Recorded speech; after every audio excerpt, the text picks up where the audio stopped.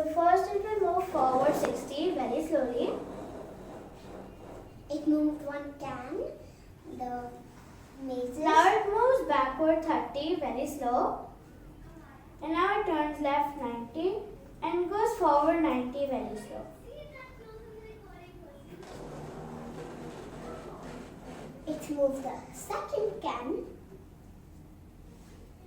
Now it goes backward 30 slow and turns right 90.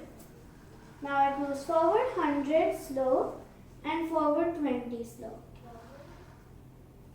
Now it turns left 90 and moves forward 60 slowly.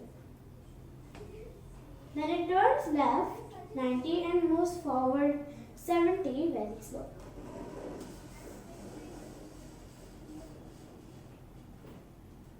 Now it goes backward 40 very slow. So it can enter the lost realm.